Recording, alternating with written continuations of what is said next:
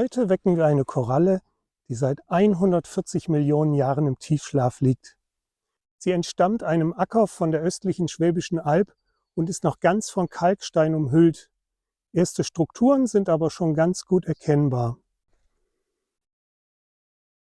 Diese Strukturen hier, die deuten darauf hin, dass hier eine Koralle eingeschlossen ist. Den Kelch schätze ich auf 4 bis 5 Zentimeter. Um die Koralle aus dem Kalkstein zu lösen, habe ich mir eine Halterung gebaut. Die besteht aus einem Stab, der an einer Traverse hängt. Und hier unten befindet sich eine Zange. Da kann ich dann den Kalksteinbrocken mit greifen und von oben in das Säurebad hineinlassen. Hier hinten habe ich mit einer Heißklebepistole und 3 Holzdübeln eine Supportstruktur gebaut, damit ich die Koralle nach jedem Ätzvorgang schön positionieren kann, um den Fortschritt mit dem Fotoapparat dokumentieren zu können.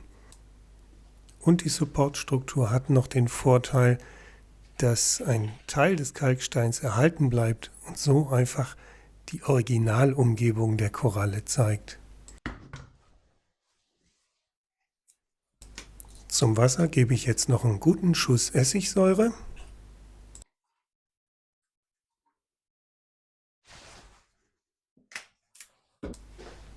So, und jetzt legen wir mal los.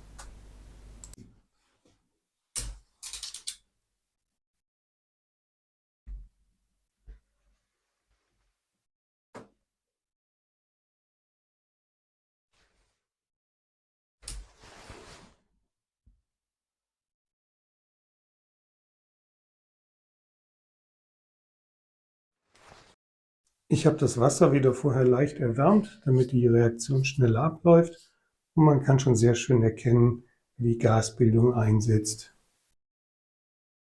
Jetzt brauchen wir einfach ein bisschen Geduld. In der Zwischenzeit kann ich euch ja mal zeigen, wie die Koralle vom Riff auf den Acker kam. Vor rund 145 Millionen Jahren, also in der Zeit des Oberjura, sah die Gegend um den Acker, wo ich die Koralle aufgelesen habe, in etwa so aus. Damals lag das Land deutlich tiefer als heute, und zwar unter Null. Es gab ein warmes, flaches Meer mit riesigen Schwammstotzen. Ja, und dazwischen gab es flache Senken. Auf den Schwammstotzen hatten sich kleine Korallenriffe angesiedelt. Und durch Sturmereignisse passierte es immer wieder mal, dass Korallenstücke vom Riff abgebrochen sind und in die Senken gespült wurden. Da wurden sie dann von Sediment bedeckt und konserviert. Diese Konservierung passierte übrigens in einer ganz faszinierenden Art und Weise. Dabei wurde nämlich das Skelett der Koralle, das damals aus Aragonit bestand, also aus Kalk, das wurde durch Quarz ersetzt.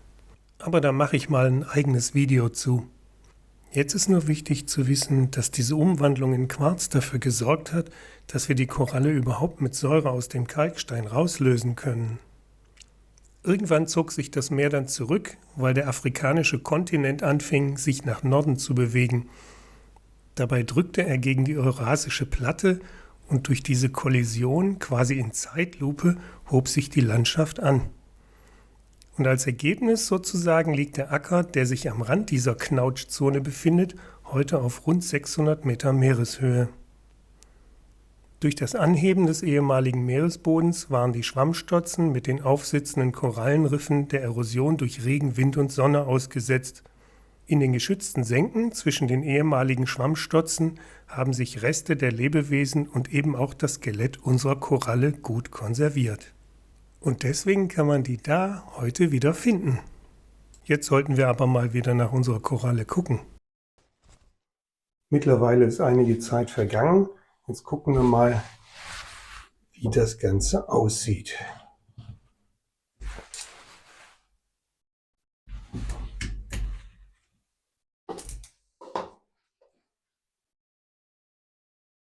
Ja, man kann schon sehr schön erkennen, dass die Säure ihr Werk getan hat.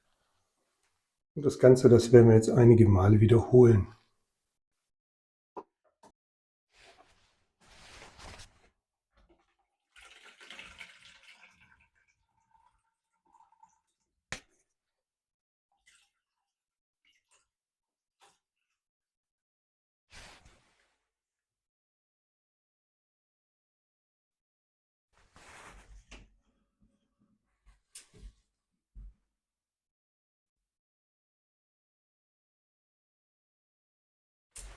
Ich habe den Vorgang jetzt einige Male wiederholt und immer wieder kontrolliert. Und jetzt gucken wir uns mal das Ergebnis an.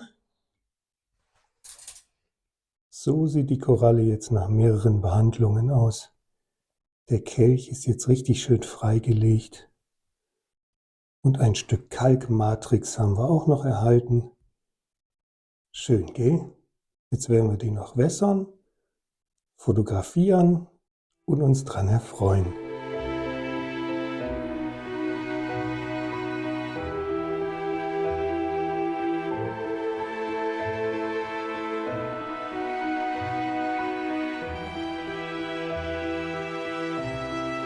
Ich hoffe, ihr hattet beim Zuschauen genauso viel Freude wie ich beim Präparieren.